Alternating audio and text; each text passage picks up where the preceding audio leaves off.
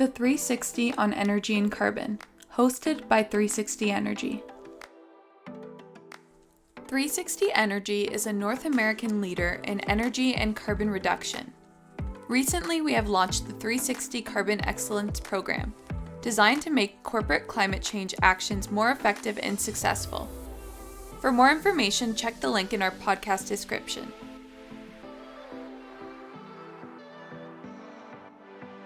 Welcome back, Dave and John. Well, Sandra, really nice to be back. And John, nice to see you again.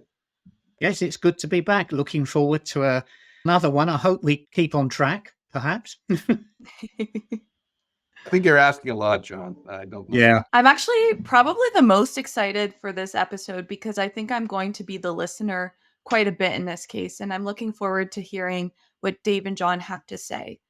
So today we're talking about governing energy.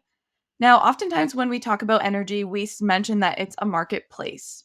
Like any other marketplace, there are entities that govern it. So who controls the marketplace? All right. So I'll start this off from a North American perspective. So there's a variety of players that are involved in the marketplace. And so I'll just spitball the players. So certainly government is involved in setting policy in place. That the intent is to develop sort of a long-term strategy, if that's even possible for some government, because they tend to run in 4-year increments. But the intent is for them to develop a strategy that has some longevity and have some basis to ensure that the energy that is made available is reliable, economical, and serves the market. But there's other players that are involved in assisting in securing and regulating and making sure the market is running properly too. You have also deemed as energy boards. They tend to be regulators to ensure that the policy that's in place fulfills what the government wants, but also ensures that the public best interest is taken into account and that market players are not doing something that's dubious or not fair or appropriate in the marketplace. And so they play a key role to actually regulate and set distribution rates, how local distribution companies are supposed to operate effectively, things of that nature. And then you have what we call ISOs. So those are independent system operators. That's when you start getting granular, where they start looking into details of what the market is operating hour to hour. And in other jurisdictions, like for Alberta or Ontario, they'll also look at setting, supply demand, what supply is required for forecasted demand. They work in concert with each other. And clearly the government, even though they're to be independent of energy boards and the ISOs, they have a tremendous amount of influence. And I think we'd be kidding ourselves if we thought any differently. So certainly, to be fair, politics can play a huge impact on electrical and energy markets because government are involved, but they are to be set-based policy. I do want to convey to you, there's other players in the market. You have customers that are in the market that will interact with government, with energy boards and the ISO. You have associations that will interact with all three of those just to lobby on what they want or what they don't want, and clients as well. So it's a dynamic marketplace. And it's really, I would say, imperative that if you are in the marketplace, a client, it's a really good idea to make sure you have an understanding of how those marketplaces or how those players impact what's going forward. So that I would say is really important. Most people don't have the time or the interest, quite frankly, to actually appreciate and accept the role or even intervene between these parties. But it's a pretty important piece of the marketplace. John, what would your perspective be from your Yeah, I side? was going to say it's an interesting one. I was thinking about other jurisdictions, and I mean, in the past we had nationalised energy industries, and it's interesting to think if you go back a bit in the UK, coal, natural gas, and electricity were all state-owned and operated. Oil has never been. And interestingly enough, in most jurisdictions, it falls way outside the control of energy regulators and other people. It tends just to be the subject of taxation. So we had nationalised industries. Now, when you've got a nationalised industry, government policy is directly implemented by the nationalized industry. And we do have, around the world, there are a number of countries that still have nationalized energy industries. What we then went to a free market approach. And it's interesting, here's where the model comes in similar. We then introduced offices of regulation. So in the UK, we have a body called Ofgem, and it's the Office of Gas and Electricity Markets. And it's quite interesting because, as you said, it's to implement government policy and also to be a champion for the consumer. We've had issues in this country where it's thought that because of the supply side dominance of people within the regulator, that they have not necessarily been the best supporter of the consumer. But I think the model that we're talking about, where there's not state ownership of the government, an energy board, and the system operator, I think that's a fairly universal model that we can look at. Agree. And I think it's a valid point that we should make sure our listeners that what we just described can work in regulated and deregulated marketplaces. So it doesn't just have to be in deregulated. And you're right. So oil is obviously deregulated. Natural gas in many markets around North America are deregulated. Electrical, not as many deregulated. So these energy boards, or they may be called something different, they play a pivotal role of what local distribution companies can actually do, charge for the consumer. And when we say consumers, we're talking from really large organizations to residential sectors as well. So The reason why I wanted to focus on government energy boards and ISOs is because for someone like me, I just see them as something that's so untouchable and out of reach as an entry level person in the energy industry. I often hear about them. I don't exactly know everything that they do and I don't exactly know their role, but I find that this is something that's really important because it's the fundamental of energy, especially in regulated industries. you can interact. In fact, we have in all three categories. We have developed, John and I and others have developed papers for the federal and provincial government on future policy. We actually, some of our stuff is even documented. If you Google it, you'll even see some of our stuff that we've put, and it was put towards the government, and they were, so everyone has an opportunity to play a role. You don't have to be reactive. And in fact, we encourage people to be proactive. So we've put papers together to sort of set policy. I have sat in front of on the energy board and actually they changed the regulation. So in Ontario at the time, natural gas information wasn't readily or required to be available to customers, even though some utilities may have done it.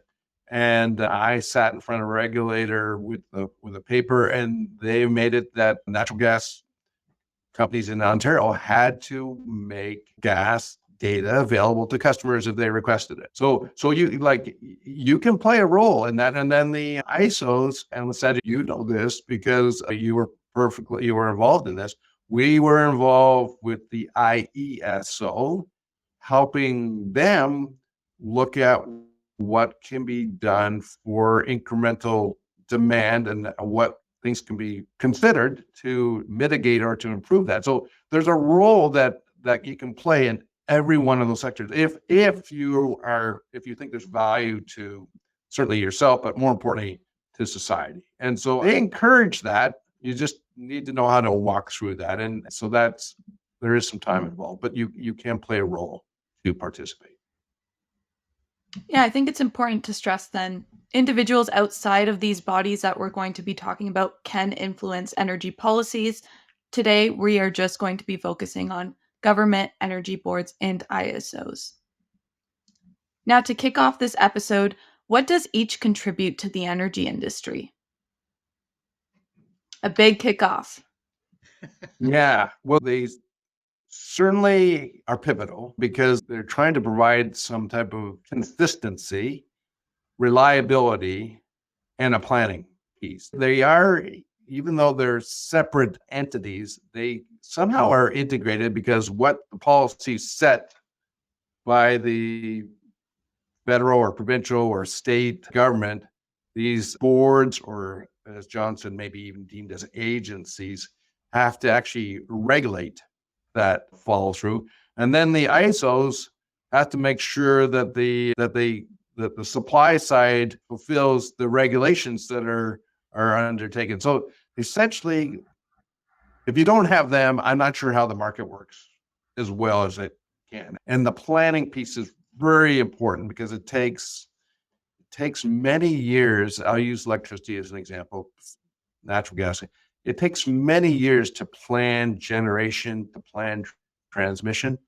And so you need someone with oversight that has that knowledge base and understands what society needs to do going forward. So if you don't have this thought process or the structure in place, I'm not sure how successful we would be as a country because we're so dependent on energy to grow and our as a society and as companies. That's kind of my take. John, what you got? Anything that you want to add? Yeah, I'll hack at it a slightly different way. And it's looking, all three are on if you like, on a spectrum. And at one level, you've got government, and government is all about policy, big picture stuff, driving it forward.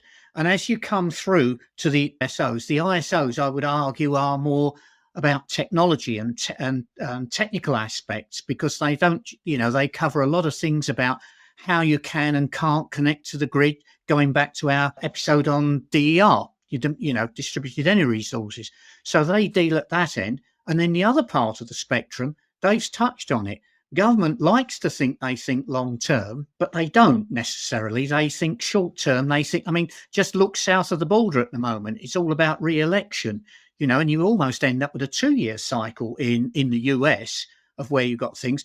And then if you go to the system operators, they're actually looking at 10, 20, 30 year ahead. So it's quite an interesting spectrum when you look at it that way. So government is policy, and although it says it's looking to the future, you can only rely on it in relatively short term. I'll give you a good example of that.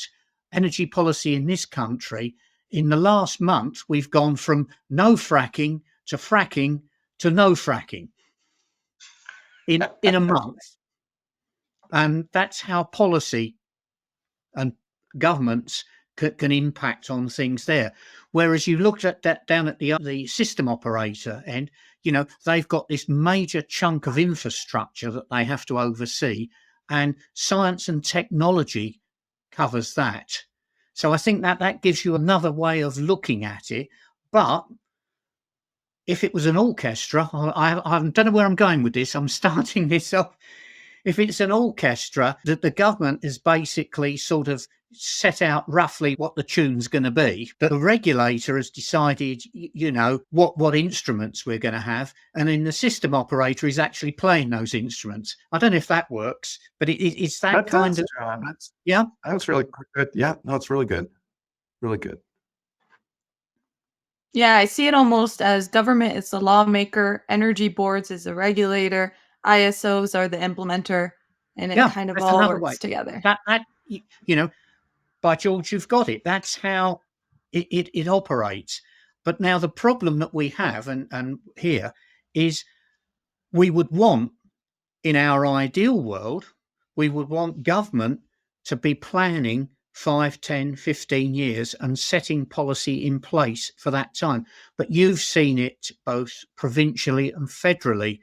You switch from one flavour to the next, and policies like, it's almost a given.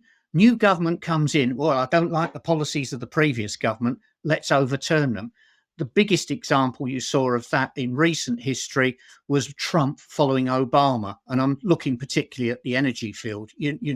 We went from, yes, we're into climate change, we're into no fossil fuels, whatever, sudden change, move out of the UN agreements, and let's reactivate the coal industry. So, yeah.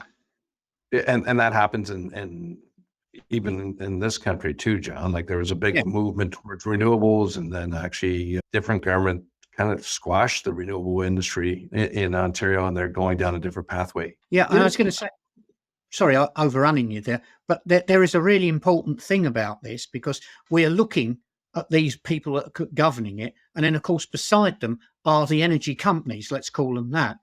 Now, they will take their long-term investment decisions based on, is the government going to guarantee what the price of electricity will be? Are they going to provide a subsidy for a wind farm or a nuclear power station? Will they provide the legislative framework that will allow for carbon capture, utilisation and storage? If they don't see the right signals from government, then they won't put their money out there. It's a really good point. Yep.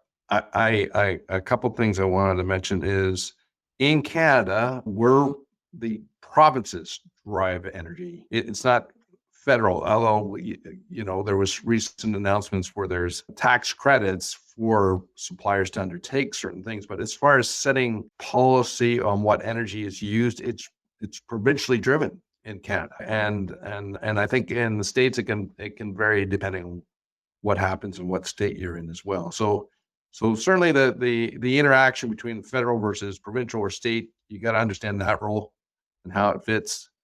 And John, you're right. The government bodies can change or flip things when they're reelected, and that does become a problem. And you're right, because then suppliers go, I don't know which. I'm not confident if I do something, invest millions of dollars and the government all of a sudden takes it from me. Like, that's too risky. So when it works well, Lysandra, the intent is there's some consistency and reliability so that a supplier / and customer can actually predict when they take action that it's going to, the end result. It's when government makes significant changes without talking or understanding the impact, because they do it for political reasons versus other reasons. Yeah, well, Dave, John, you're both experts in the industry. So when things flip flop, you're often able to pinpoint why it flip flopped. But for intro people to the energy industry, when we see these changes, it gets a bit confusing. So how much influence do government energy boards and ISOs have on making changes? Do you want to go, John?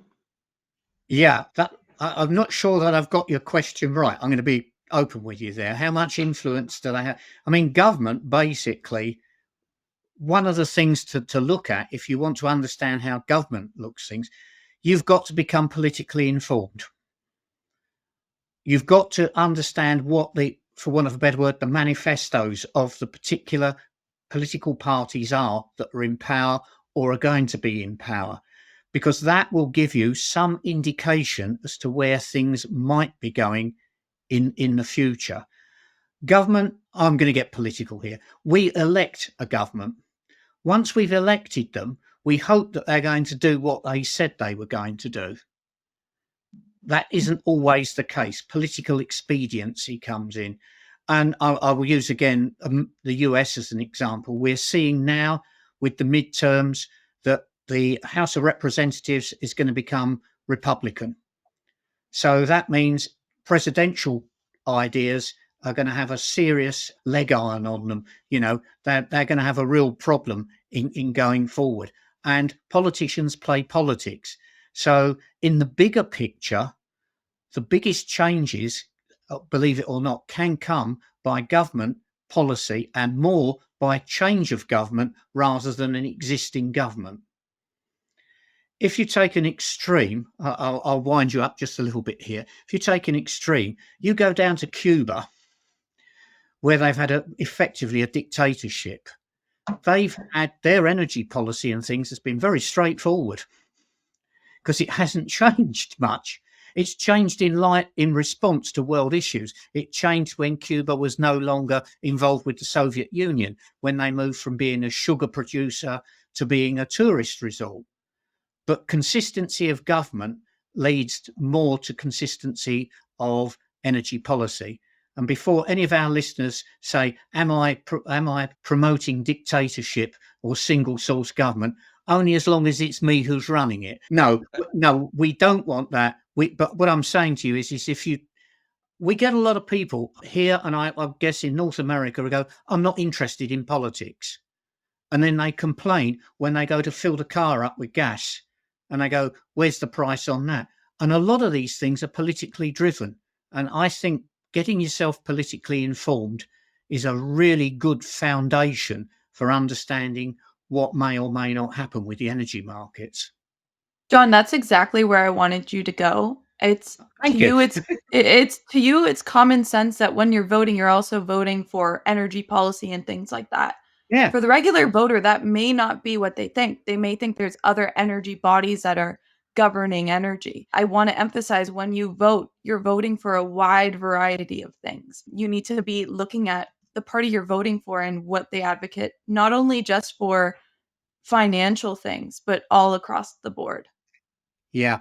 Now, I'm going to share with you, there's an interesting, website we have here in the UK, and it crops up around about election time. And what it says, it takes you through something like 20 policies. And it says, what's your opinion on this policy? Do you want this, this, or this? You answer all these questions. And then at the end, it tells you which way you should vote. All right. Because it then analyzes us back.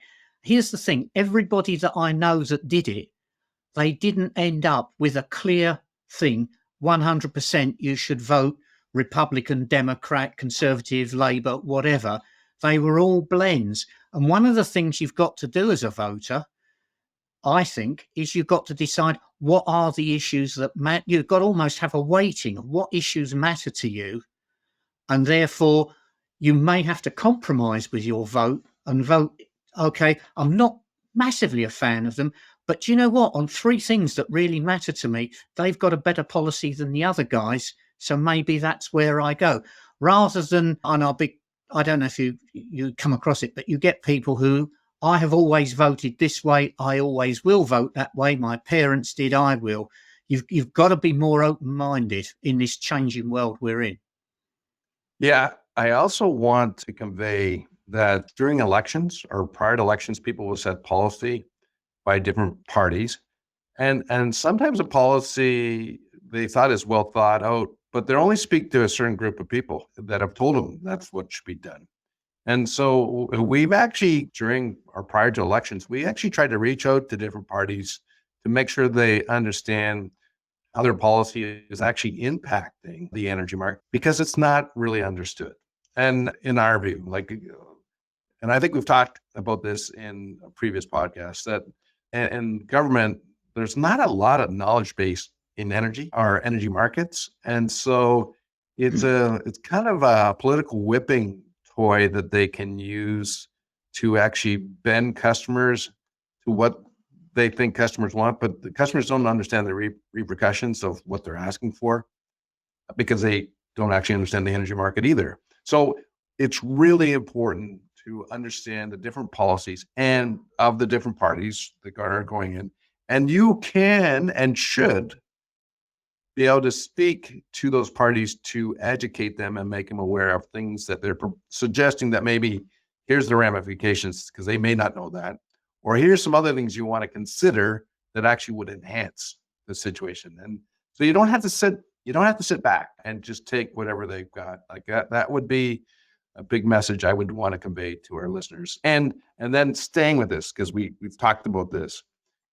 Certainly there's a vast different way of thinking on the future of carbon and society on carbon. And I just have to look at the government in the US. One seems to be very carbon transition. The other one, I don't think believes that it's an issue. You got to get involved and start talking to these people, or else they're not going to change. So that would be a critical piece. I think would be. There's a suggestion there, and I don't know enough about your political parties, but some political parties, if you like, they use their membership's expertise to try and inform areas of policy. So there can be something to be said for becoming a member of a political party to become an activist, well, if you like, an informer, an activist in their policy advisory group, because that is one way that you can get your voice heard. We could go on to a whole thing about this, about what individuals can do. Any one individual probably can't make change, but a lot of individuals can. And it's the classic story of political activism. And, we need to think about energy. I mean, particularly for younger people. And you can tell me whether this is true or not, Lysandra. But we hear in this country that unfortunately younger people are becoming more politically disengaged with what they see is going on. But here's the thing, if you care about the future, you need to become politically engaged. You need to be part of the discussion. You need to be putting your voice out there. I want to add, John, what you've said, and I accept and appreciate what you said. As a company, we have a position of what we think should be in the marketplace, but we don't have a position on government.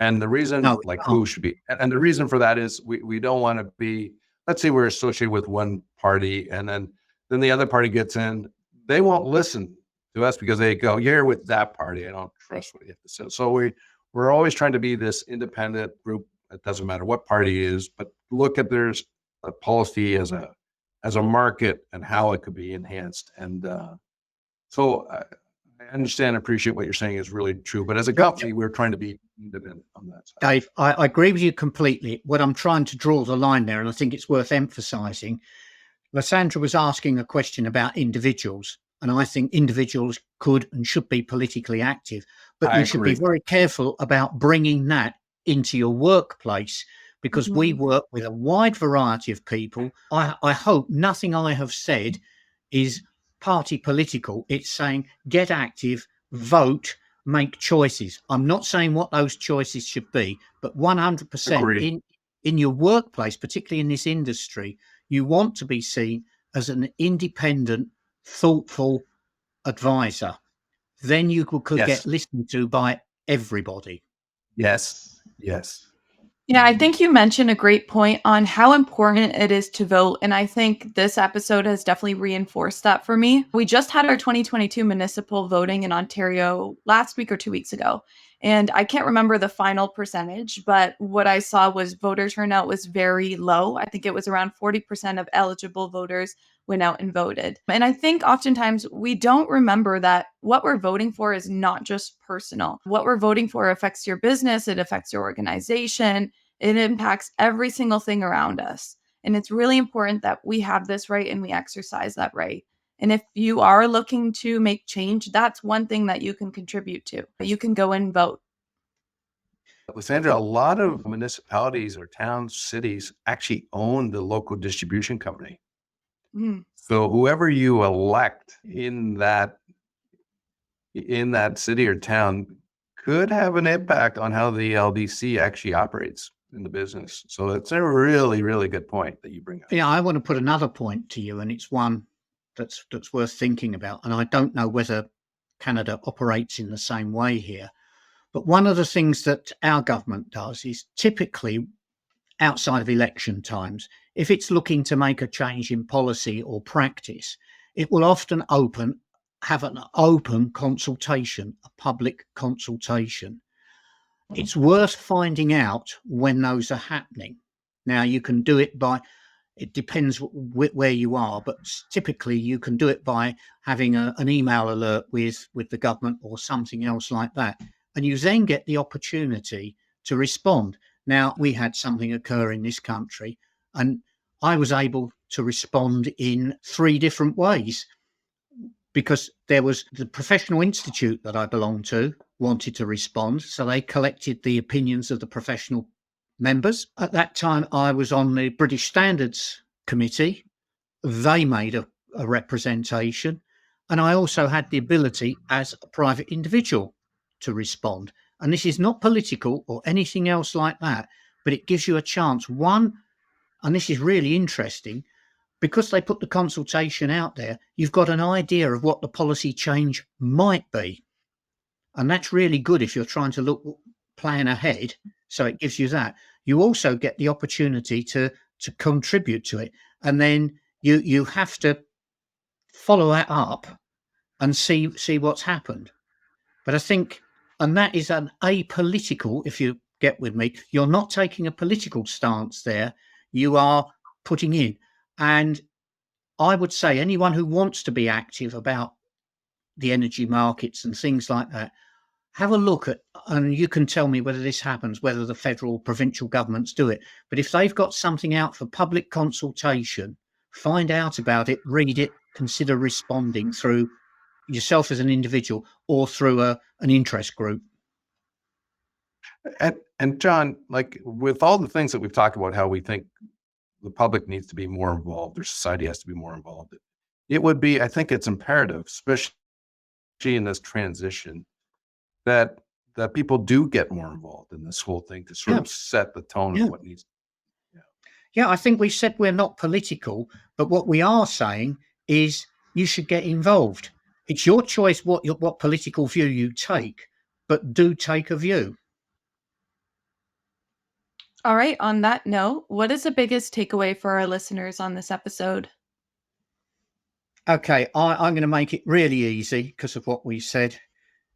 Energy is a political issue and you need to get involved. I don't know if I ever thought of it such a way, but I think you're dead right. And based on our whole philosophy that this transition will require energy to change, so you need to understand policy and understand the impact of that policy, and be thoughtful, and provide input.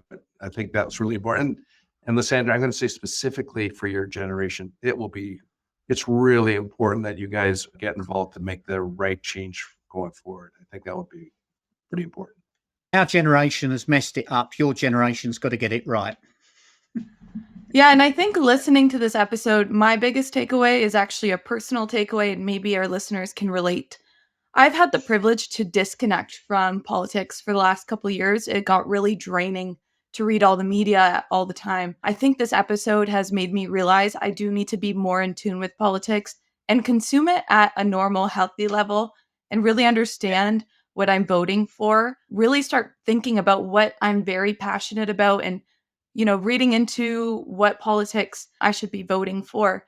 I do a quick, the week of, I do my little quick research, but I definitely think over the years I need to be more involved on a day-to-day basis at a healthy level. I do think you can get a little crazy when you start reading too much political media. Yes. But I think we all kind of have a duty to ourselves and to the government, to the organizations we're part of, to the businesses we're a part of, to exercise our right to vote and understand what we're voting for. Yeah, Lysandra, avoid the political noise, but try to understand the undercurrent. Yes, that's the tough part. Yeah, these days it is, for sure. Yeah.